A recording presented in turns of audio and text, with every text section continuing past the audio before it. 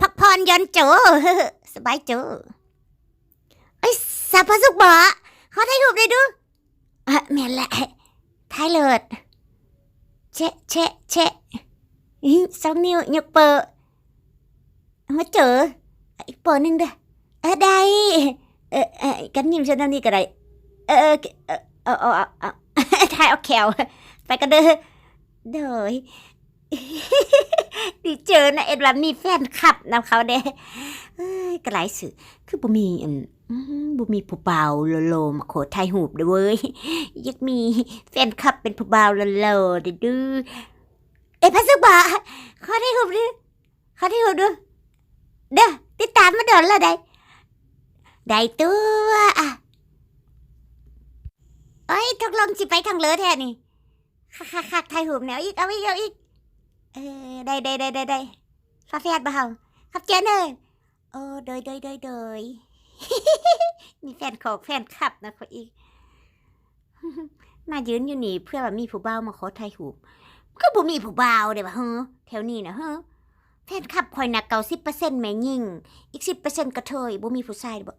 เพิ่นสุกบ่ขอถ่ายรูปเด้อสบายดีบ่ติดตามมาโดนแล้วอยากถ่ายรูปนำจักโปเด้อันยับมาถ่ายเบิ่งกล่องนี่พระสุกโอเคขอบใจเด้อกลับกันเด้อโดยส่งข้อความหาเด้อโดยขอบใจเด้อแฟนคลับหลายเว้ยผู้นี้ก็ต้องเป็นแฟนคลับเฮาอีกแหละไผวะแฟนคลับเธอเลยเบิ่งเท่านี้สบายดีบ่มาถ่ายรูปนำใครบ่ท่านี่ถ่ายบ่ไผวะจะคือบ่สนกันได้ก็เป็นหยังก็ตกสนเจ้าแม่นไผบ่รู้จักเจ้าเคยกับพาสุกกันเด้ถ่ายรูปบ่โอ้ยก็บ่ได้สนใจสิถ่ายรูปเจ้าเด้อก็บ่ได้แม่นรู้จักเจ้าเด้อ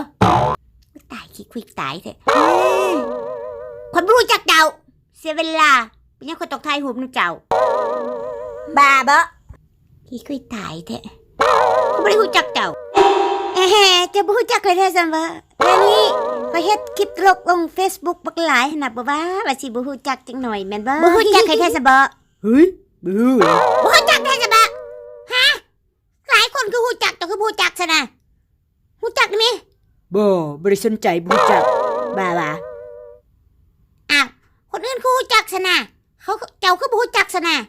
เขาบ่ได้สนใจบ่ได้อยากรู้จักบ่ได้แคร์รู้จักเด็กบ่ได้วะขี้คุยตายแท้เขาตกสนแหละ